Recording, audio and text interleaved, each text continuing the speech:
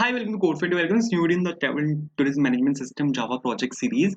और इस वीडियो में हम अपने प्रोजेक्ट को बनाना स्टार्ट करेंगे। तो अगर आप चैनल पर अगर आप नए हो, अपने चैनल को सब्सक्राइब नहीं किया अब तक, तो प्लीज ये लाल वाला जो बटन है इसको दबा देना। ठीक है। एंड अगर आपको वीडियो पसंद आए तो प्लीज लाइक भी करना। तो इस प्रोजेक्ट को बनाने के लिए हम यहाँ पे यूज करेंगे नेटबीन्स आईडीई का। आईडीई में यहाँ पे नेटबीन्स का यूज करने वाला हूँ। आप यहाँ पे कोई भी आईडीई यूज कर सकते हो। आप यहाँ पे एक्लिप्स यूज कर सकते हो, आप यहाँ पे इंटेल यूज कर सकते हो, आप यहाँ पे विजुअल स्टूडियो कोड का भी यूज कर सकते हो, आप कुछ भी यूज कर सकते हो। बट मैं यहाँ पे यूज करने वाला हूँ नेटबीन्स 13 का। एंड जेडीके 17 में यहाँ पे इस वीडियो में यूज कर रहा हूँ। अगर आपके पास जेडीके कोई ऊपर नीचे है तो भी चलेगा, कोई प्रॉब्लम नहीं है। 7 है, 8 है, 9 है, 10 है, सब चलेगा। ठीक है। उसके बाद मेरे को यहाँ पे माइसिक्वल का भी यूज करना है। माइसिक्वल वर्कबेंच का मैं यहाँ पे यूज करने वाला हूँ। आपके पास वैम सर्वर है, जैम सर्वर है, माइसिक्वल शेल है, माइसिक्वल कमांड लाइन क्लाइंट है, या माइसिक्वल वर्कबेंच है, सब चलेगा। आप कुछ भी यहाँ पे यूज कर सकते हो। ठीक है। बट माइसिक्वल होना चाहिए क्योंकि हम यहाँ पे डेटाबेस को माइसिक्वल ही यूज करने वाले हैं। एंड अगर आपके पास ये सॉफ्टवेयर हैं तो बहुत अच्छी बात है, बट अगर नहीं है तो आप इनको डाउनलोड कर सकते हो। हर एक टॉपिक पे मेरी एक वीडियो है, आप उसको देख सकते हो। जैसे जावा को कैसे इंस्टॉल करना है, जैसे मैंने आपको बताया, मैं यहाँ पे जेडीके 17 का यहाँ पे यूज करने वाला हूँ। तो आप यहाँ पे इस वीडियो को देख के जेडीके 17 को डाउनलोड कर सकते हो। वीडियो का लिंक डिस्क्रिप्शन में है। फिर मैं यहाँ पे नेटबीन्स 13 का यहाँ पे यूज करने वाला हूँ। तो आप यहाँ पे नेटबीन्स 13 को डाउनलोड कर सकते हो इस वीडियो को देख के, कि कैसे हम डाउनलोड करते हैं। उसके बाद माइसिक्वल का मैं यहाँ पे यूज करने वाला हूँ। तो आप माइसिक्वल को यहाँ पे इंस्टॉल कर सकते हो। ठीक है। माइसिक्वल वर्कबेंच में यहाँ पे यूज करने वाला हूँ। एंड अगर आप यहाँ पे तीनों सॉफ्टवेयर अगर आपके पास हैं तो you are good to go. आप ये प्रोजेक्ट बिल्कुल बनाने के लिए बिल्कुल रेडी। ठीक है। अगर आप सपोज फ्रंट एंड एंथुसियास्ट हैं, ठीक है, तो रिएक्ट प्रोजेक्ट्स, मर्न projects, JavaScript projects, next JS project, सबका लिंक डिस्क्रिप्शन में, आप वो भी देख सकते हो। तो स्टार्ट करते हैं। सबसे पहले तो आपको यहाँ पे नेटबीन्स में आना है।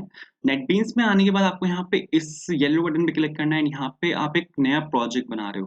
प्रोजेक्ट बनाने के लिए आपको यहाँ पे क्लिक करना है जावा विद आंट पे, और यहाँ पे आपको जावा एप्लीकेशन को सिलेक्ट करना है। उसके बाद यहाँ पे नेक्स्ट पे जाना है। नेक्स्ट पे क्लिक करने के बाद यहाँ पे आपको अपने प्रोजेक्ट का नाम देना है। प्रोजेक्ट का नाम है हमारा travel and tourism management system. ये बहुत लंबा नाम है, travel and tourism management system. तो इसको यहाँ पे मैं कट शॉर्ट कर रहा हूँ और मैंने यहाँ पे लिखा सपोज ट्रैवल मैनेजमेंट सिस्टम। ठीक है। Travel space management space system. अब ये क्या करेगा, ये आपके वहाँ पे 3 फोल्डर्स क्रिएट करेगा, एक ट्रैवल के नाम से, एक मैनेजमेंट के नाम से, एक सिस्टम के नाम से। ये मैं अभी दिखा दूंगा आपको। यहाँ पे फिनिश पे मैंने क्लिक किया तो ये आपका यहाँ पे आप देखो प्रोजेक्ट आपका यहाँ पे बनाना स्टार्ट कर रहे हैं। एंड ये बिल्कुल परफेक्टली यहाँ पे प्रोजेक्ट बनाएगा। हम यहाँ पे जावा विद आंट का यूज कर रहे हैं। एंड अगर आप देखो तो यहाँ पे प्रोजेक्ट इसने बिल्कुल सक्सेसफुली हमें बना के दिया है। यहाँ पर इसने एक मेन फाइल हमें बना के दी है जो कि है ट्रैवल मैनेजमेंट सिस्टम के नाम से। अगर मैं यहाँ पे इसको एक्सपैंड करूँ तो मेरे पास यहाँ पे एक सोर्स पैकेज आया है, और सोर्स पैकेज के अंदर मेरे पास यहाँ पे एक और पैकेज है ट्रैवल मैनेजमेंट सिस्टम के नाम से। उसके अंदर ये फाइल है ट्रैवल मैनेजमेंट सिस्टम डॉट जावा के नाम से। एक मेरे पास यहाँ पे एक और चीज आई है लाइब्रेरीज के नाम से। ये क्या होता है ये अभी देखेंगे बाद में, इसकी अभी जरूरत नहीं है। तो मैं क्या कर रहा हूँ, इस फाइल की मेरे को यहाँ पे जरूरत नहीं है, इसको मैं यहाँ से कर रहा हूँ डिलीट। ठीक है। और मैं यहाँ पे अपनी एक क्लास बनाऊंगा इसी पैकेज के अंदर। तो आपको यहाँ पे राइट क्लिक करना है और आपको यहाँ पे अपनी एक क्लास बनानी है सबसे पहली, जो कि होगी स्प्लैश के नाम से। जो आपने अगर इंट्रोडक्शन वीडियो देखी हो तो वहाँ पे हमने जो सबसे पहली एक स्क्रीन थी जो पहले छोटी थी, उसके बाद वो बड़ी होती जा रही थी, वो वहाँ पे स्प्लैश स्क्रीन थी। हम यहाँ पे सबसे पहले तो ये बनाएंगे। तो इसको बनाने के लिए आपको यहाँ पे ये सभी जो एक्स्ट्रा चीजें ये मैं हटा रहा हूँ यहाँ पे। तो अगर आप जावा पे, आई होप आपको जावा आती होगी, मतलब इंटरमीडिएट या बिगनर लेवल भी आती है तो चलेगा बिल्कुल। बाकी सब कुछ मैं यहाँ पे एक्सप्लेन कर दूंगा। जैसे अगर आप देखो यहाँ पे, तो सबसे पहले हमारे पास यहाँ पे पैकेज नेम आता है। पैकेज नेम लिखना इंपॉर्टेंट है, आप इसको नहीं लिखोगे तो ये एरर देगा। जैसे कि आप यहाँ पे देख भी सकते हो, इसने यहाँ पे एरर दिया है, इनकरेक्ट पैकेज। पैकेज नेम यहाँ पे लिखना जरूरी है क्योंकि जो आपकी जो क्लास है अगर वो सोर्स पैकेज के अंदर है डायरेक्ट, तब तो यहाँ पे पैकेज नेम लिखने की कोई जरूरत नहीं है, ये उठा लेगा। ठीक है। बट अगर सोर्स पैकेज के अंदर आपने यहाँ पे फोल्डर्स बनाए हुए, जैसे ट्रैवल के अंदर मैनेजमेंट के अंदर सिस्टम, तो ये इसको नहीं उठा पाएगा। तो आपको जेवीएम को बताना पड़ेगा ये पैकेज क्या करता है। पैकेज एक तरह से लोकेशन का काम करता है, एक तरह से जेवीएम को गाइड करता है कि आपको ट्रैवल के अंदर, मैनेजमेंट के अंदर, सिस्टम के अंदर इस स्प्लैश को रन करना है। ठीक है। इसलिए हम यहाँ पे पैकेज का नाम ले लेते हैं। फिर ये हम हमारे यहाँ पे एक क्लास हम जावा में कैसे बनाते हैं टिपिकल, उसका यहाँ पे सिंटेक्स है। क्लास कीवर्ड की हेल्प से आप यहाँ पे जावा में क्लास बना सकते हो। और ये हमारे यहाँ पे क्लास का नाम है। क्लास का नाम यहाँ पे कैपिटल होना चाहिए, फर्स्ट वर्ड कैपिटल। ठीक है। और फिर ये यहाँ पे इसका एक एक्सेस स्पेसिफायर है जो कि यहाँ पे पब्लिक है। परफेक्ट है। अब मेरे को यहाँ पे मेन मेथड बनाना है क्योंकि मैं यहाँ पे क्लास को रन करने वाला हूँ। तो क्लास को रन करने के लिए मेरे को यहाँ पे एक मेन मेथड की जरूरत पड़ेगी। तो मैंने यहाँ पे लिखा public void type, public static void main, और यहाँ पे मैंने स्ट्रिंग का एक आर्गुमेंट पास किया। ठीक है। String RGS. एंड बिल्कुल सही है। अब मैं क्या चाहता हूँ यहाँ पे कि जैसे ही मैं यहाँ पे क्लास को रन करूँ, वैसे ही मेरा फ्रेम खुल जाए। क्लास को रन करते ही मेरा यहाँ पे फ्रेम खुल जाए। और क्लास को हम रन कैसे करते हैं? मेन मेथड में क्लास का ऑब्जेक्ट बना के। तो मैंने मैंने यहाँ पे क्लास का ऑब्जेक्ट बनाया न्यू स्प्लैश करके। अब मैं चाहता हूँ कि जैसे ही ये ऑब्जेक्ट बने, जैसे ही मैं क्लास को रन करूँ, क्लास रन होगी, यहाँ पे वो मेन मेथड में आएगा। मेन मेथड में वो इसका ऑब्जेक्ट बना देगा। ऑब्जेक्ट देखेगा, वो इसको रन कर देगा इस वाली क्लास को। और मैं चाहता हूँ जैसे ही यहाँ पे क्लास रन हो, वैसे ही मेरा फ्रेम खुल जाए। तो क्लास का ऑब्जेक्ट बनाते ही कंस्ट्रक्टर कॉल होता है। तो मेरे को यहाँ पे जितनी भी मेरी यहाँ पे कोडिंग है उसको मेरे को लिखना पड़ेगा कंस्ट्रक्टर के अंदर, ठीक है? क्योंकि मैं चाहता हूँ कि जैसे ही मैं यहाँ पे क्लास का ऑब्जेक्ट बनाऊँ, वैसे ही मेरे पास यहाँ पे जो फ्रेम है वो खुल के मेरे सामने आ जाए। तो मेरे को यहाँ पे अपना सारा कोड कंस्ट्रक्टर के अंदर लिखना पड़ेगा, क्योंकि क्लास का ऑब्जेक्ट बनाते ही कंस्ट्रक्टर कॉल होता है। कंस्ट्रक्टर बनता है हमारा same name as that of the class name. तो मैंने यहाँ पे same name as that of the class name यहाँ पे कंस्ट्रक्टर बनाया। अब मेरे को यहाँ पे कुछ मेथड्स का यूज करना है, ठीक है? मेरे को अब यहाँ पे कुछ मेथड्स का यहाँ पे यूज करना है। तो उन मेथड्स को यूज करने के लिए, जैसे हमारे पास सपोज कोई भी एक हमारे पास यहाँ पे मैं सपोज किसी भी एक मेथड का यूज कर रहा हूँ। मेरे पास यहाँ पे लेंथ एक एट्रीब्यूट है, या फिर मेरे पास कंपेयर फंक्शन है, ठीक है? तो अगर मेरे को इन मेथड्स को यहाँ पे यूज करना होता है, तो ये मेथड्स आते हैं स्ट्रिंग क्लास के अंदर से। तो आपको यहाँ पे स्ट्रिंग क्लास का एक ऑब्जेक्ट बनाना होता है। ऑब्जेक्ट आप अगर नहीं बनाना चाहते तो आप उसको एक्सटेंड कर सकते हो। तो हम यहाँ पे ऐसे ही हम यहाँ पे कुछ फंक्शंस का यूज करेंगे। जैसे यहाँ पे एक फंक्शन होता है सेट लोकेशन, ठीक है? सेट साइज एक फंक्शन है। हम यहाँ पे इन सब फंक्शंस का यूज करेंगे। बट ये सब फंक्शंस हमारे आते हैं जेफ्रेम क्लास के अंदर से। जेफ्रेम एक स्विंग की एक क्लास है, हम यहाँ पे उसका यूज करेंगे। तो मैंने यहाँ पे एक्सटेंड किया जेफ्रेम को। ये आगे जाकर क्लियर होता रहेगा कि हम यहाँ पे जेफ्रेम के साथ साथ क्या क्या कर सकते हैं। तो अभी इसको टेंशन लेने की कोई जरूरत नहीं है। जेफ्रेम जो हमारी क्लास आती है वो आती है स्विंग पैकेज के अंदर से। तो आपको यहाँ पे स्विंग पैकेज को इंपोर्ट करना पड़ेगा। मैंने यहाँ पे लिखा इंपोर्ट जावा। अब तक आपने जितने पैकेजेस को इंपोर्ट किया होगा वो सब जावा के अंदर से किया होगा, जैसे Java dot यूटिल, Java dot something etcetera. But जो स्विंग पैकेज होता है वो जावा के एक्सटेंडेड पैकेज में होता है। तो आपको यहाँ पे लिखना है जावा x dot swing dot star, ठीक है? इससे क्या होगा कि जो स्विंग पैकेज होता है उसके अंदर हमारी यहाँ पे जे फ्रेम क्लास होती है, और जे फ्रेम क्लास के अंदर जो फंक्शंस हैं हम यहाँ पे उनका यूज कर सकते हैं। तो सबसे पहले तो मेरे को यहाँ पे क्या करना है, मेरे को यहाँ पे फ्रेम बनाना है। सबसे पहले मेरे को यहाँ पे क्या करना है, मेरे को यहाँ पे फ्रेम बनाना है। तो फ्रेम बनाने के लिए हम यहाँ पे यूज करते हैं सेट साइज फंक्शन का। सेट साइज फंक्शन की हेल्प से आप यहाँ पे फ्रेम बना सकते हो। और सेट साइज फंक्शन दो आर्ग्यूमेंट लेता है। पहला आर्ग्यूमेंट होता है फ्रेम की लेंथ, दूसरा आर्ग्यूमेंट होता है फ्रेम की विड्थ। तो अगर सपोज फ्रेम की लेंथ मैंने यहाँ पे ली 1200, फ्रेम की मैंने विड्थ ली यहाँ पे 600। एंड अब अगर मैं आपको यहाँ पे चला के दिखाऊंगा तो मेरा फ्रेम बिल्कुल बन के तैयार हो जाएगा। सेट साइज फंक्शन की हेल्प से आप फ्रेम के साइज को डिफाइन कर सकते हो। ये उसकी लेंथ है और ये उसकी विड्थ है। चला के अगर मैं आपको यहाँ पे दिखाऊं, तो यहाँ पे अगर आप देखोगे तो यहाँ पे आया है बिल्ड सक्सेसफुल, बट यहाँ पे आपको कोई फ्रेम नहीं दिखा, ठीक है? यहाँ पे बिल्ड सक्सेसफुल आया, बट मेरे को यहाँ पे कोई फ्रेम नहीं दिखा। जबकि मैंने आपको बोला है यहाँ पे इस लाइन से हमारे यहाँ पे फ्रेम बन जाता है, बट वो आपको दिखा नहीं। वो दिखा इसलिए नहीं क्योंकि फ्रेम की जो बाय डिफॉल्ट विजिबिलिटी होती है वो हिडन होती है, वो यूजर से हिडन होती है। फ्रेम यहाँ पर है बट वो आपको दिख नहीं रहा क्योंकि वो हिडन है। तो आपको यहाँ पे उसको विजिबिलिटी को हिडन से हटा के उसको शो करना पड़ेगा। इसके लिए हमारे पास यहाँ पे एक फंक्शन होता है सेट विजिबल। सेट विजिबल अगर आप यहाँ पे ट्रू कर दोगे तो आपको यहाँ पे फ्रेम दिखना स्टार्ट हो जाएगा। एंड अगर अब मैं आपको यहाँ पे चला के दिखाऊं तो आप यहाँ पे देखो, आपके पास यहाँ पे फ्रेम बिल्कुल बन के तैयार भी आया है। बस इतना आसान है फ्रेम बनाना, मतलब कुछ नहीं है फ्रेम बनाने में, इतना आसान है फ्रेम बनाना, ठीक है? परफेक्ट है। बट यहाँ पर एक प्रॉब्लम है। प्रॉब्लम यहाँ पर ये है कि जब भी मैं यहाँ पे फ्रेम बनाऊंगा ना, फ्रेम यहाँ पे यहाँ से खुलेगा हमेशा, जबकि मेरे को उसको यहाँ पे सेंटर में दिखाना है। बट जब भी मैं इसको यहाँ पे खोलने की कोशिश करूंगा, ये हमेशा यहाँ पे लेफ्ट टॉप में खुलेगा। ये ओरिजिन होता है। ये फ्रेम की बाय डिफॉल्ट लोकेशन होती है जहाँ पे फ्रेम खुलता है, और इसको ओरिजिन बोलते हैं। इसके नीचे अगर आप आते हो तो ये वाई एक्सिस होती है, इसके राइट में अगर आप जाते हो तो ये एक्स एक्सिस होती है। तो इसकी लोकेशन को हम यहाँ पे चेंज कर सकते हैं। लोकेशन चेंज करने के लिए हमारे पास यहाँ पे फंक्शन होता है जो कि होता है सेट लोकेशन। और सपोज मैं यहाँ पे दे रहा हूँ लेफ्ट से सपोज 300, ऊपर से सपोज 200। चला के अगर मैं आपको यहाँ पे दिखाऊँ तो ये इस टाइम पे लेफ्ट से 300 खुलेगा, लेफ्ट से यहाँ से खुला है 300, ऊपर से खुला है 200। तो आप इसकी पोजीशन को भी ऐसे चेंज कर सकते हो, ठीक है? तो इसको सपोज मैं यहाँ पे 200 दे रहा हूँ, थोड़ा सा कम कर रहा हूँ, ठीक है, ताकि ये स्क्रीन के जस्ट सेंटर में आ जाए। परफेक्ट। और इसको सपोज देते हैं यहाँ पे 100 ताकि ये थोड़ा सा ऊपर भी हो जाए। अब मेरे को यहाँ पे क्या करना है, यहाँ पर मेरे को अब एक इमेज लगानी है। तो इमेज लगाने के लिए आपको यहाँ पे आइकन्स चाहिए होंगे। तो आइकन सबसे पहले तो उठा लेते हैं। आइकन्स आपको मिल जाएंगे सारी वीडियो की डिस्क्रिप्शन में, वहां पर आपको गूगल ड्राइव का लिंक मिलेगा। उस गूगल ड्राइव के लिंक के अंदर एक फोल्डर होगा आइकन्स के नाम से। उस पूरे फोल्डर को आप डाउनलोड कर सकते हो। एंड फोल्डर को डाउनलोड करने के बाद आपको वहां पर आना है जहां पर आपका ये पूरा प्रोजेक्ट है। तो मेरा ये प्रोजेक्ट है डॉक्यूमेंट्स के अंदर, नेटबीन्स प्रोजेक्ट्स के अंदर। और यहाँ पे मेरे पास एक फोल्डर बना है ट्रैवल मैनेजमेंट सिस्टम के नाम से।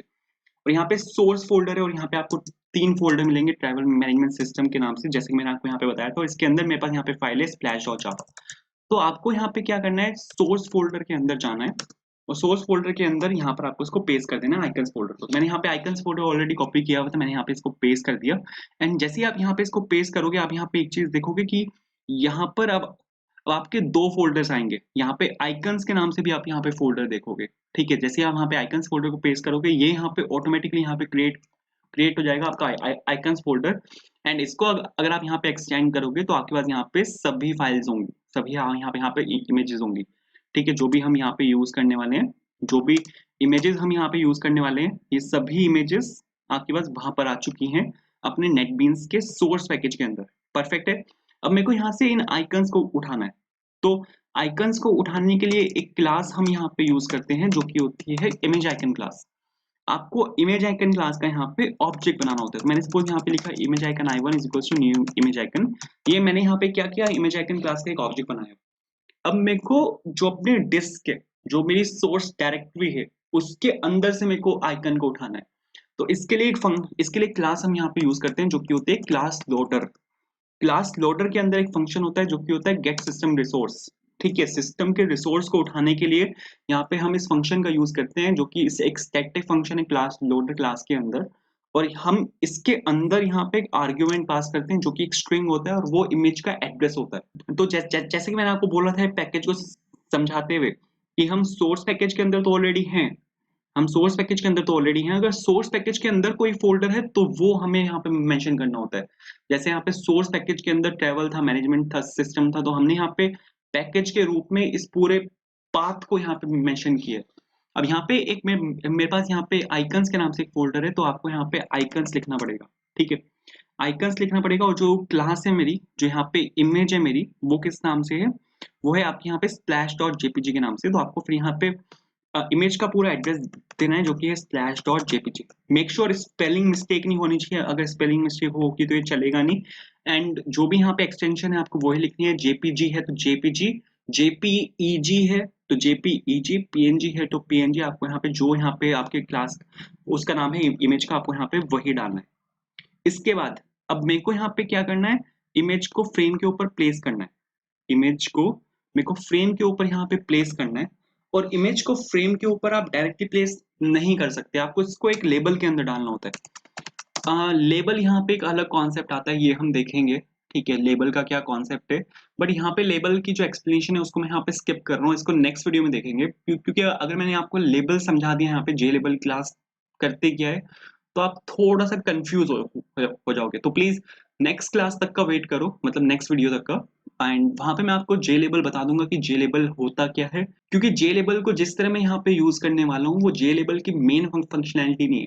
मेन फंक्शन इसका कुछ और है, उसको हम इस तरह भी यूज करते हैं। तो यहाँ पे मैं जे लेबल की जो एक्सप्लेनेशन है उसको स्किप कर रहा हूँ, इसको मैं लूंगा नेक्स्ट वीडियो में। ठीक है, तो यहाँ पे मैंने क्या क्या किया, जे लेबल का एक ऑब्जेक्ट बनाया, J label image is equals to new J label. और आप जे लेबल की हेल्प से आइकन को प्लेस कर सकते हो। तो मैंने यहाँ पे जे लेबल के ऑब्जेक्ट के अंदर मैंने यहाँ पे i1 को डाला। और अब आपको यहाँ पे क्या करना है, ये जो आपका यहाँ पे लेबल है, जे लेबल इमेज, इसको आपको वहां पे प्लेस करना है फ्रेम के ऊपर। तो इसको फ्रेम के ऊपर प्लेस करने के लिए आपको यहाँ पे ऐड फंक्शन का यूज करना होता है। किसी भी कंपोनेंट को अगर आपको फ्रेम के ऊपर प्लेस करना है तो वहां पे हम यूज करते हैं ऐड फंक्शन का। और ऐड फंक्शन के अंदर हम मेंशन करते हैं उस वाली इमेज को या उस वाले कंपोनेंट को जिसको भी आपको फ्रेम के ऊपर प्लेस करना है। तो मेरे को इमेज को प्लेस करना है, तो मैंने यहाँ पे ऐड इमेज किया। अब अगर मैं आपको यहाँ पे चला के दिखाऊंगा तो आप देखोगे एक फ्रेम के ऊपर एक इमेज लगी हुई दिखेगी आपको। ये नेटबीन्स में एरर आता है, ये मेरे को पता नहीं क्यों आता है। फिर से चलाता हूँ, तो आप यहाँ पे देखो एक इमेज आ चुकी है। जो एक इमेज मेरे को चाहिए थी वो इमेज यहाँ पर आ चुकी है फ्रेम के ऊपर। बट ये इमेज काफी जूम्ड इन है, मतलब ये इमेज काफी ऐसे आई है जैसे बहुत जूम इन हुई है। तो यहाँ पे क्या हो रहा है कि ये इमेज काफी बड़ी है और मैंने यहाँ पे इसको क्रॉप किया हुआ है, ये उस तरह से आई है। ठीक है, अब यहाँ पे मेरे को क्या करना पड़ेगा, इमेज के साइज को चेंज करना पड़ेगा, मतलब इमेज को यहाँ पे मेरे को स्केल करना पड़ेगा, इमेज को स्केल करना पड़ेगा ताकि इमेज यहाँ पे प्रॉपर आए। ठीक है, तो इसको आप स्केल कर सकते हो। हमारे पास यहाँ पे एक क्लास होती है इमेज क्लास, आपको यहाँ पे उस वाली क्लास का एक ऑब्जेक्ट बनाना होता है। तो मैंने यहाँ पे i2 करके उसका एक ऑब्जेक्ट बनाया। जो इमेज क्लास होती है ये AWT पैकेज के अंदर होती है। तो आपको यहाँ पे एक पैकेज को इंपोर्ट कराना पड़ेगा जो कि होगा आपका यहाँ पे AWT पैकेज। इमेज क्लास आपकी AWT पैकेज के अंदर होती है, तो आपको इसको यूज करने के लिए उसको वहाँ पे इंपोर्ट कराना पड़ेगा। जैसे मैंने उसको वहां से इंपोर्ट करा, आप देखो यहाँ पे एरर जो है वो जा चुके हैं जो इमेज क्लास पे एरर्स थे। अब आपको यहाँ पे इमेज को स्केल करना है, तो इमेज हमारी इस टाइम पे पड़ी है i1 के अंदर, तो यहाँ से आपको i1 से इमेज उठानी पड़ेगी। तो मैंने यहाँ पे गेट इमेज फंक्शन का यूज किया और हमारे पास यहाँ पे एक फंक्शन होता है जो कि होता है गेट स्केल इंस्टेंस, ये वाला फंक्शन। ये लेता है 3 आर्ग्यूमेंट। पहला आर्ग्यूमेंट जो होता है वो लेंथ होती है इमेज की, कि आपको इमेज की लेंथ कितनी रखनी है स्केल करने के बाद। तो लेंथ में दे रहा हूँ सपोज यहाँ पे 1200। दूसरा होता है उसकी विथ, विथ या फिर हाइट आप कुछ भी ले सकते हो। तो विथ में ले रहा हूँ सपोज कि 600। तीसरा आर्ग्यूमेंट होता है आपको किस तरह से इसको स्केल करना है। तो हमारे पास यहाँ पे काफी सारे ऑप्शंस होते हैं, आप यहाँ पे इमेज डॉट करके ये सभी ऑप्शंस यहाँ पे देख सकते हो। मैं यहाँ पे स्केल डिफॉल्ट करने वाला हूँ। ठीक है, तो जो i2 के अंदर इमेज आएगी ये हमारे यहाँ पे स्केल्ड इमेज है, जैसी इमेज में कुछ चाहिए वैसी इमेज है। बट यहाँ पे एक प्रॉब्लम है, प्रॉब्लम यहाँ पर ये है कि i2 को आप डायरेक्टली लेबल के अंदर प्लेस नहीं कर सकते। जैसे कि मैंने आपको बताया हुआ है कि मेरे को यहाँ पे आइकन को लेबल के अंदर प्लेस करना होता है, उसके बाद मैं उसको वहाँ पे फ्रेम के ऊपर डाल सकता हूँ। बट आप इमेज क्लास के ऑब्जेक्ट को डायरेक्टली जे लेबल के अंदर नहीं डाल सकते। तो मेरे को यहाँ पे क्या करना पड़ेगा, इसको इमेज को वापस में वो कन्वर्ट करना पड़ेगा इमेज आइकन में। तो मैंने यहाँ पे लिखा suppose image icon i3 is equals to new image icon, और यहाँ पे मैंने i2 को पास किया और अब मैं इसके अंदर i3 को पास कर सकता हूँ। तो अब ये बिल्कुल परफेक्ट चलेगा। चला के अगर मैं आपको यहाँ पे दिखाऊँ तो इमेज आपकी बिल्कुल यहाँ परफेक्ट आई है, बिल्कुल स्केल हो। लेकिन मेरे को इमेज ऐसे नहीं चाहिए, मैं चाहता हूँ कि इमेज पहले छोटी हो और फिर वो बड़ी हो जाए। मतलब इमेज पहले बहुत छोटी खुले उसके बाद वो वहां से बड़ी हो जाए।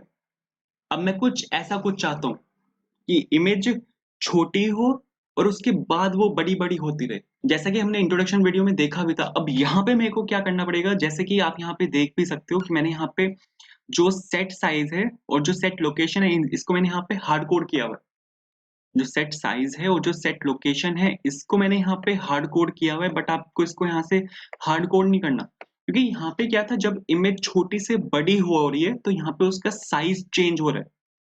जब वो छोटी से इमेज बड़ी हो रही है तो पहले वो यहाँ पे खुली है, फिर वो यहाँ पे खुली है, फिर वो यहाँ पे खुली है, फिर वो यहाँ पे खुली है, जो आप मेरे यहाँ पे कर्सर देख सकते हो। फिर वो यहाँ पे खुली है, फिर वो यहाँ पे खुली है, तो इसकी लोकेशन भी चेंज हो रही है। ठीक है, तो यहाँ पे मेरे को इसको हार्ड कोड नहीं करना, मेरे को इसको यहाँ पे डायनेमिकली सेट करना है। ठीक है, आई होप ये चीज शायद क्लियर हुई होगी। तो आपको यहाँ पे एक काम करना पड़ेगा। मैंने सपोज यहाँ पे एक ऑब्जेक्ट बनाया splash frame is equals to new frame करके। अब जो यहाँ पे सेट साइज और सेट लोकेशन है इसको मेरे को यहाँ पे डायनेमिकली सेट करना है, इसको यहाँ पे हार्ड कोड नहीं करना। तो इसको यहाँ से मेरे को कमेंट करना पड़ेगा और मैं यहाँ पे डायनेमिकली इसको सेट करूंगा। अब जो मेरे कोऑर्डिनेट्स हैं वो लगातार यहाँ पे चेंज होंगे। जो सेट साइज और सेट लोकेशन के कोऑर्डिनेट्स हैं जो यहाँ पे वो उसके अंदर जो आर्ग्यूमेंट्स मैं पास करूंगा यहाँ पे इन दोनों फंक्शंस के अंदर वो यहाँ पे लगातार चेंज होंगे। तो मेरे को यहाँ पे एक फोर लूप चलाना पड़ेगा। ठीक है, तो मैंने यहाँ पे लिखा फोर और suppose int i is equals to 1, कहाँ तक जाएगा आप कोई भी एक रैंडम नंबर ले सकते हो। जैसे सपोज मैं ले रहा हूँ यहाँ पे 500 तक ये जाएगा और सपोज मैंने यहाँ पे i प्लस प्लस लिया। ठीक है, अब यहाँ पे ये i मेरे पास यहाँ पर आ चुका है। अब इसकी हेल्प से मैं यहाँ पे जो मेरे सेट फ्रेम और सेट लोकेशन है, जैसे फ्रेम डॉट सेट लोकेशन, और मैं इसको यहाँ पे हैंडल कर सकता हूँ। ठीक है, मैं सपोज यहाँ पे लिखा 100। अब भी मैं यहाँ पे वही कर रहा हूँ, मैं यहाँ पे इसको हार्ड कोड ही कर रहा हूँ, लेकिन मैं आपको यहाँ पे करके दिखा रहा हूँ एक बार कि यहाँ पे एक्चुअल में प्रॉब्लम क्या है और मेरे को यहाँ पे करना क्या है। तो मैंने सपोज यहाँ पे 1200 और 600 लिया, इसको चला के अगर मैं आपको यहाँ पे दिखाऊं तो आप यहाँ पे देखो ये बिल्कुल यहाँ पे ठीक आया है, मतलब जैसा मेरे को चाहिए बिल्कुल वैसा ही आया है जो। बट यहाँ पे ये हार्ड कोड हुआ हुआ है, ये फाइनल इमेज है मेरी, जैसे खुलने के बाद मेरे को दिखेगी ये वाली इमेज है, बट ये यहाँ पे इस टाइम पे हार्ड कोड हुआ हुआ है। तो आप अगर यहाँ पे लिखो आई और आई की वैल्यू मैंने यहाँ पे स्टार्ट की है 1 से और ये 500 तक जा रहा है, तो यहाँ पे क्या होगा कि आई की वैल्यू यहाँ पे 1 से स्टार्ट होगी और फिर ये 1 और 1, फिर नेक्स्ट टाइम 2 2, फिर नेक्स्ट टाइम 3 3, एक टाइम पे 100 100, फिर एक टाइम पे 200 200, फिर एक टाइम पे 300 300। तो ऐसे कर करके ये बिल्कुल परफेक्ट चलेगा। अगर मैं आपको यहाँ पे चला के दिखाऊं तो आप यहाँ पे अगर देखो तो ये देखो, इस चीज की मैं बात कर रहा था। यहाँ पे क्या हो रहा है कि लोकेशन यहाँ पे चेंज हो रही है, ठीक है, बट ये लोकेशन यहाँ पे काफी ज्यादा हो गई। बट मैं आपको एक एग्जांपल दे रहा था कि यहाँ पे क्या हो रहा है। इसी तरह हम कर सकते हैं सेट साइज के साथ। सेट साइज सपोज अगर मैं यहाँ पे आपको आई आई इंटू टू देते हैं और यहाँ पे सपोज मैंने आई लिया इसको, ठीक है। आई इंटू टू मैंने यहाँ पे इसलिए दिया है क्योंकि ये 1200 है और ये यहाँ पे 600 है, ऑब्वियसली ये डबल है इससे, ठीक है। चला के अगर मैं आपको यहाँ पे दिखाऊं तो इस टाइम कुछ इस तरह से अगर आप देखो यहाँ पे तो कुछ इस तरह से, वो अलग बात है कि मेरे को इसको अभी थोड़ा हैंडल करना पड़ेगा, बट मैं कुछ इस तरह से चाहता हूँ। मेरे को यहाँ पे वेरिएबल्स लेने पड़ेंगे इस चीज को हैंडल करने के लिए। ये इतना मतलब इतना सिंपल नहीं है यहाँ पे इस चीज को हैंडल करना। तो मैं यहाँ पे क्या कर रहा हूँ, एक वेरिएबल ले रहा हूँ मैं यहाँ पे x के नाम से। मैंने यहाँ पे लिया int x is equals to 1। Initially 1 होगा, लेकिन जैसे जैसे यहाँ पे वैल्यू बढ़ती जाएगी, ठीक है, जैसे जैसे यहाँ पे वैल्यू बढ़ती जाएगी तो मैं इसको यहाँ पे 7 से मैं इसको यहाँ पे इंक्रीमेंट कर रहा हूँ, ठीक है। और आप यहाँ पे अब एक काम कर सकते हो कि instead of writing I into two कि सीधा वो डबल हो जाए, मैं ऐसा नहीं चाहता, ठीक है। मैं यहाँ पे कर रहा हूँ x प्लस आई, ठीक है। यहाँ पे +7, अगर i की वैल्यू 1 है तो यहाँ पे 7 होगा, फिर i की वैल्यू यहाँ पे 2 हो जाएगी तो यहाँ पे 14 हो जाएगा। तो मैं यहाँ पे कुछ इस तरह का कुछ यहाँ पे करना चाहता हूँ। मैंने यहाँ पे x प्लस आई लिखा और ये मैंने i लिखा। तो अब अगर देखो तो ये काफी बड़ा हो गया, ठीक है। फ्रेम अगर आप देखो तो यहाँ पे काफी बड़ा फ्रेम है, ठीक है। तो अब यहाँ पे मेरे को कुछ और चेंजेस भी करने पड़ेंगे, जैसे आई की वैल्यू को मेरे को यहाँ पे बढ़ाना पड़ेगा क्योंकि एक्स यहाँ पे बहुत तेजी में इंक्रीमेंट हो रहा है, बट आई यहाँ पे उतनी तेजी में इंक्रीमेंट नहीं हो रहा। तो मैं यहाँ पे आई प्लस इज इक्वल्स टू 6 कर रहा हूँ, ठीक है। प्रॉपर रैंडम है ये, मतलब ऐसा ऐसा कुछ नहीं है कि मैंने कोई उसको लेके क्या कहते हैं पेपर पेंसिल लेके मैंने कोई कैलकुलेशन की है, ऐसा कुछ नहीं है। प्रॉपर रैंडम है। तो अगर आप देखो तो फ्रेम का साइज तो बिल्कुल ठीक खुला है, फ्रेम का साइज तो बिल्कुल यहाँ पे प्रॉपर खुला है, बट ये बहुत फास्ट खुल रहा है। मतलब अगर जैसे मैं इसको यहाँ पे रन करता हूँ तो आप यहाँ पे देखो बहुत फास्ट खुल रहा है। मेरे को फास्ट नहीं चाहिए, मेरे को यहाँ पे चाहिए कि जो कोड ऑफ एग्जीक्यूशन है वो थोड़ा सा रुक जाए, रुक ये फ्रेम जो है रुक रुक के खुले, जबकि वो अभी काफी फास्ट खुल रहा है। ये मैं चाहता हूँ थोड़ा सा ये रुक रुक के खुले। तो कोड ऑफ एग्जीक्यूशन को अगर मेरे को रोकना है तो मेरे को यहाँ पे एक मेथड का यूज करना पड़ता है जो कि स्लीप मेथड है। थ्रेड क्लास का एक मेथड है स्लीप मेथड, हम यहाँ पे उसका यूज कर सकते हैं। मैंने यहाँ पे सपोज लिखा ट्राई और कैच, ठीक है, ट्राई और कैच लिखा मैंने यहाँ पे, और मैंने यहाँ पे सपोज लिखा एक्सेप्शन ई, अगर कोई एक्सेप्शन सपोज आती है, ठीक है। एक्सेप्शन को मैं प्रिंट नहीं करवा रहा, वो अलग बात है, बट मैं यहाँ पे थ्रेड डॉट स्लीप मेथड का यहाँ पे यूज कर रहा हूँ। और थ्रेड डॉट स्लीप मेथड का मैंने यहाँ पे यूज करके यहाँ पे 10 मिली सेकेंड्स का मैं वो दे रहा हूँ एक पॉज, कि 10-10 मिली सेकेंड का एक पॉज आए उसके बाद ये खुले। अब अगर मैं आपको यहाँ पे चला के दिखाऊं तो ये एकदम से नहीं खुलेगा। आप यहाँ पे देखो थोड़ा सा यहाँ पे पोज आया है 10 मिली सेकेंड का, वो अलग बात है कि 10 मिली सेकेंड काफी धीरे है अब भी, बट अगर मैं आपको यहाँ पे सपोज इसको 50 मिली सेकेंड आपको करके दिखाऊं तो अब अगर आप देखोगे तो ये अभी और धीरे खुलेगा कुछ ऐसे। तो आप थ्रेड डॉट स्लीप से किस तरह से खुलना चाहिए आप यहाँ पे उसको कंट्रोल कर सकते हो, ठीक है। बट ये लोकेशन यहाँ पे एक तो यहाँ से खुल रहा है, दूसरी चीज ये यहाँ तक आ रहा है, ये नहीं मेरे को चाहिए। मेरे को ये चाहिए कि जो फ्रेम है मेरा वो यहाँ से खुले, ठीक है। मैं चाहता हूँ कि फ्रेम मेरा यहाँ सेंटर से खुलना शुरू हो और फिर वो जब बड़ा हो जाए ना तो वो ऐसा ना हो कि वो यहाँ से ऐसे बड़ा हो रहा है, वो ऐसे हो कि वो बिल्कुल यहाँ पे ऐसे बड़ा हो रहा है, चारों तरफ फैल रहा है। तो अब क्या करना पड़ेगा मेरे को, यहाँ पे जो लोकेशन है जो मैंने यहाँ पे आई आई रखी हुई है इसको मेरे को यहाँ पे हैंडल करना पड़ेगा। तो इसको हैंडल करने के लिए हम यहाँ पे काम कर सकते हैं कि मैक्सिमम जो लोकेशन है वो मैं दे रहा हूँ 750, ठीक है। जो मेरी जो फुल स्क्रीन है वो कुछ 1500-1600 की है, ठीक है, 1500 के अराउंड है वो। तो मैंने यहाँ पे इसको 750 लिया, बिल्कुल आधा, कि ये बिल्कुल यहाँ पे आधे से खुले। और जो मेरी यहाँ पे क्या बोलते हैं उसको, जो मेरी यहाँ पे वो है जो विथ है, ये जो यहाँ पे लेंथ है इसकी विथ की, ये है अराउंड यहाँ पे 1000 के अराउंड, मतलब 900 टू 1000 के यहाँ पे अराउंड है। तो इसको मैं ले रहा हूँ सपोज यहाँ पे 400, इसको ऊपर नीचे कर सकते हैं हम। अगर मैं आपको यहाँ पे चला के दिखाऊंगा तो आप यहाँ पे देखोगे तो ये कुछ सेंटर से खुलेगा इस टाइम पे। ये देखो बिल्कुल सेंटर से खुलना शुरू यहाँ पे हुआ है। ठीक है, जैसे कि मैंने आपको बोला था कि जो मेरी लेंथ है यहाँ पे स्क्रीन की वो अराउंड 1500 है, तो यहाँ पे 750 इसका सेंटर आ गया। और जो मेरी यहाँ पे विड्थ है स्क्रीन की, जो मैं अभी यहाँ पे लैपटॉप यूज कर रहा हूँ, उसकी जो विड्थ है वो कुछ 800 900 1000 के अराउंड है। मेरे को एग्जैक्टली पता नहीं कितनी है, बट ये 400 जैसे मैंने यहाँ पे लिया तो आप यहाँ पे देखो ये यहाँ पे बिल्कुल सेंटर से खुला है। बट प्रॉब्लम यहाँ पर अभी ये है कि सेंटर से खुल के राइट साइड और नीचे की तरफ एक्सपैंड हो रहा है। ठीक है, चला के अगर मैं आपको यहाँ पे दिखाऊं तो सेंटर से खुलने के बाद ये राइट साइड, अरे चल जा ब्रो, सेंटर से खुलने के बाद ये नीचे की तरफ वो राइट हैंड साइड यहाँ पे एक्सपैंड हो रहा है। तो मेरे को कुछ ऐसा ही चाहिए कि ये राइट हैंड साइड और नीचे की तरफ यहाँ पे एक्सपैंड हो, बट जो लोकेशन है वो यहाँ पे ऐसे ऐसे होती रहे कि ये तो यहाँ पे एक्सपैंड हो रहा होता रहेगा राइट हैंड साइड और नीचे की तरफ, बट उसके साथ साथ लोकेशन अगर यहाँ पे ऐसे ऐसे होती रहेगी तो मेरे को यहाँ पे ये पता, तो मेरे को यहाँ पे ये लगेगा कि वो चारों तरफ एक्सपैंड हो रहा है। तो यहाँ पे मेरे को क्या करना पड़ेगा, अगर जैसे कि मैंने आपको बोला था कि जो ओरिजिन होता है अपना वो यहाँ पर होता है, उसके नीचे अगर आप आ रहे हो तो आप वैल्यूज को प्लस कर रहे हो, और यहाँ से अगर आप राइट जा रहे हो तो वैल्यूज को आप प्लस कर रहे हो। तो अब यहाँ पे मेरे को क्या क्या करना पड़ेगा, अगर मेरे को वापस जाना है यहाँ पे तो वैल्यू को मेरे को माइनस करना पड़ेगा, क्योंकि अगर सपोज ये वैल्यू यहाँ पे 750 है तो ये वैल्यू यहाँ पे 0 है, और 750 से अगर मेरे को 0 की तरफ यहाँ पे वापस जाना है तो मेरे को 750 में से वैल्यूज को माइनस करना पड़ेगा। तो मैं यहाँ पे वही कर रहा हूँ। ठीक है, मैं यहाँ पे वही कर रहा हूँ। एक काम करते हैं, यहाँ पे मैं x को माइनस कर रहा हूँ सपोज, और यहाँ पे मैं i को माइनस कर रहा हूँ देखने के लिए कि क्या इफेक्ट आता है। ठीक है, तो आपको एक बस एक दिखाने के लिए कुछ ऐसा। अब आप देखो यहाँ पे फ्रेम आपका राइट हैंड साइड खुल रहा है, बट लोकेशन आपकी यहाँ पे ऊपर जा रही है। तो अब ऐसा लग रहा है मेरे को कि फ्रेम मेरा चारों तरफ खुल रहा है। ठीक है, वो अलग बात है, थोड़ी सी गड़बड़ हो गई यहाँ पे।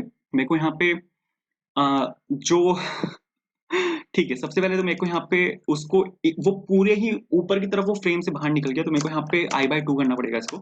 ठीक है, मतलब मैं ये नहीं चाहता कि ये i की वैल्यू इतनी तेजी में कम हो, तो मैंने इसको यहाँ पे किया i/2, ताकि ऊपर वो इतनी तेजी में ना जाए। तो अब आप अगर देखो तो ऊपर वो इतनी तेजी में नहीं जा रहा, एंड परफेक्ट है, परफेक्ट है बिल्कुल। बट लेफ्ट हैंड साइड ये काफी ज्यादा चला गया, मेरे को इसको लेफ्ट हैंड साइड इतना नहीं भेजना, मैं चाहता हूँ थोड़ा सा ऐसे सेंटर में रहे। तो यहाँ पे मेरे को वैल्यूज को प्लस करना पड़ेगा, मतलब x में मेरे को वैल्यूज को प्लस करना पड़ेगा। तो मैं यहाँ पे x प्लस आई कर रहा हूँ। ठीक है, ताकि थोड़ा सा एकदम से माइनस न करे वो। और चला के अगर मैं आपको यहाँ पे दिखाऊं तो अब थोड़ा सा ज्यादा हो गया। एक काम करते हैं, इसको पहले तो 50 से हटा के 10 कर रहा हूँ मैं, क्योंकि वो बहुत धीरे धीरे खुल रहा है ऐसा लग रहा है पता नहीं बफरिंग हो रही है उसमें। हाँ ठीक है, बट अब भी काफी तेज है वो उधर, मतलब लेफ्ट हैंड साइड वो स्क्रीन से बाहर निकल गया, तो मैंने इसको यहाँ पे डिवाइड बाय 2 किया। अब चला के देखते हैं। Perfect, perfect bro, perfect. तो यहाँ पे अगर आप देखो तो अब अभी ये बिल्कुल परफेक्ट चल रहा है, एंड ये बिल्कुल यहाँ पे सेंटर में खुला है। तो यहाँ पे क्या हो रहा है कि ये यहाँ से सेंटर से स्टार्ट हो रहा है, फ्रेम मेरा राइट हैंड साइड एक्सपैंड हो रहा है, नीचे की तरफ एक्सपैंड हो रहा है, बट मैं उसी टाइम पे लोकेशन को माइनस कर रहा हूँ। तो इस वजह से ये क्या लग रहा है मेरे को यहाँ पे इफेक्ट जो आ रहा है, ये सेंटर से शुरू होकर चारों तरफ खुल रहा है। फिर से अगर मैं आपको यहाँ पे चला के दिखाऊं तो आप यहाँ पे देखोगे सेंटर से शुरू होकर चारों तरफ खुल रहा है। ठीक है, फिर से अगर मैं आपको यहाँ पे चला के दिखाऊं तो ये सेंटर से शुरू होकर चारों तरफ खुल रहा है। परफेक्ट है। अब मेरे को यहाँ पे 7 सेकेंड्स बाद इसको यहाँ पे इसको क्लोज कर देना है। ठीक है, 7 सेकेंड बाद मेरे को यहाँ पे इसको क्लोज कर देना है। तो हम यहाँ पे एक काम कर सकते हैं कि आप यहाँ पे आ, एक काम हम कर सकते हैं कि मैं यहाँ पे यूज करने वाला हूँ मल्टी थ्रेडिंग का। मल्टी थ्रेडिंग के कॉन्सेप्ट का यूज करके मैं इसको यहाँ पे 7 सेकंड का पोज करूंगा, और फिर 7 सेकंड के पोज के बाद मैं इसको यहाँ पे इसको क्लोज कर दूंगा। तो मैं मल्टी थ्रेडिंग के कॉन्सेप्ट्स अगर आपके जावा के क्लियर है तो वहाँ पे हम मल्टी थ्रेडिंग का यूज करते हैं। जावा में बहुत वाइडली यूज होता है, बहुत वाइडली मल्टी थ्रेडिंग के कॉन्सेप्ट्स का यहाँ पे यूज होता है। ठीक है, हम मल्टीपल थ्रेड्स बना सकते हैं जो एक साथ रन हो सकती हैं। ठीक है, करने के लिए हमारे पास दो मेथड्स होते हैं। एक तो होता है एक्सटेंड थ्रेड मेथड, कि हम थ्रेड क्लास को एक्सटेंड कर लें। दूसरा मेथड होता है इम्प्लीमेंट्स रनेबल, कि रनेबल यहाँ पे इंटरफेस होता है और हम उसको इम्प्लीमेंट कर लेते हैं, उससे भी मल्टी थ्रेडिंग होती है। अब यहाँ पे सबसे पहली चीज तो ये आती है कि ये दो मेथड्स हैं ही क्यों। अगर थ्रेड क्लास से मल्टी थ्रेडिंग हो रही है तो रनेबल इंटरफेस की जरूरत क्यों पड़ी। ठीक है, तो यहाँ पे एक कॉन्सेप्ट आता है, अगर आपने एक क्लास को ऑलरेडी एक्सटेंड किया हुआ है तो आप दो क्लासेस को एक्सटेंड नहीं कर सकते। मल्टीपल इनहेरिटेंस जावा में अलाउड ही नहीं है। ठीक है, क्लास बेस्ड मल्टीपल इनहेरिटेंस जावा में अलाउड नहीं है। तो ये एक इंपॉर्टेंट इंटरव्यू क्वेश्चन है। अगर इंटरव्यूअर आपसे पूछता है कि क्या मल्टीपल इनहेरिटेंस जावा में अलाउड है, तो आपको उसको सीधा मना नहीं करना कि नहीं है। आपको अपने इंटरव्यूअर को ये बोलना है कि मल्टीपल इनहेरिटेंस जावा में अलाउड है but with interfaces not with classes. आप यहाँ पे ये नहीं कर सकते कि मैं यहाँ पे कॉमा लगा के एक और क्लास को यहाँ पे एक्सटेंड मार दूं। ठीक है, ऐसा नहीं होता। मल्टीपल इनहेरिटेंस जावा में अलाउड ही नहीं होती। ठीक है, तो अब अगर आपने एक क्लास को ऑलरेडी एक्सटेंड किया हुआ है तो आप दूसरी क्लास को यहाँ पे एक्सटेंड नहीं कर सकते। इसी वजह से मल्टी थ्रेडिंग का सेकंड कॉन्सेप्ट आया था, जो कि था इम्प्लीमेंट्स रनेबल, कि आप यहाँ पे रनेबल जो इंटरफेस है उसको आप यहाँ पे इम्प्लीमेंट कर सकते हो। ठीक है, अब जब भी हम यहाँ पे रनेबल इंटरफेस को इम्प्लीमेंट करते हैं तो आपको यहाँ पे एक्सप्लिसिटली थ्रेड क्लास का एक ऑब्जेक्ट बनाना होता है। तो मैंने यहाँ पे लिखा थ्रेड थ्रेड। ठीक है, थ्रेड क्लास का मैंने यहाँ पे ऑब्जेक्ट बनाया। अब यहाँ पे एक कॉन्सेप्ट आता है एब्स्ट्रैक्ट क्लासेस और इंटरफेसेस का। अगर मैं आपको यहाँ पे स्प्लैश स्क्रीन पे यहाँ पे होवर करके दिखाऊं तो ये बोल रहा है कि splash is not abstract and does not override abstract method run in runnable. यहाँ पे इंटरफेसेस का एक कॉन्सेप्ट आता है जावा का। जावा में इंटरफेसेस का कॉन्सेप्ट ये बोलता है कि अगर आपने किसी भी एक इंटरफेस को इम्प्लीमेंट करवाया, ठीक है, अगर आपने किसी भी एक इंटरफेस को अपनी क्लास में इम्प्लीमेंट करवाया है एंड उस इंटरफेस के अंदर कोई एब्स्ट्रैक्ट मेथड है। यहाँ पे आप देखो तो यहाँ पे रन मेथड है जो कि एक एब्स्ट्रैक्ट मेथड है, जो कि यहाँ पे सिर्फ डिक्लेयर है, डिफाइंड नहीं है। और आपने ऐसे किसी इंटरफेस को अपनी क्लास में इम्प्लीमेंट करवा लिया जिसके अंदर एक एब्स्ट्रैक्ट मेथड है, तो आपको उस एब्स्ट्रैक्ट मेथड को अपनी क्लास में ओवरराइड करवाना पड़ेगा। और यही ये एरर बोल रहा है कि splash is not abstract and does not override abstract method run in runnable. Runnable interface के अंदर एक एब्स्ट्रैक्ट मेथड है रन के नाम से, आपने उस मेथड को ओवरराइड नहीं करवाया। अब ये यहाँ पे बोल रहा है स्प्लैश इज नॉट एब्स्ट्रैक्ट। अब इसके दो मेथड हैं। ऐसा कंपलसरी नहीं है कि आपको रनेबल इंटरफेस के अंदर जो मेथड लिखा हुआ है उसको आपको ओवरराइड करवाना ही करवाना है। अगर आपको इस चीज से बचना है तो आपको यहाँ पे एब्स्ट्रैक्ट कीवर्ड का यूज करना पड़ेगा। तो मैंने यहाँ पे लिखा सपोज एब्स्ट्रैक्ट एंड, तो मैंने यहाँ पे लिखा पब्लिक एब्स्ट्रैक्ट क्लास स्प्लैश। आप यहाँ पे देखो, जैसे ही मैंने इस क्लास को यहाँ पे एब्स्ट्रैक्ट क्लास बनाया तो एरर यहाँ से जा चुका है।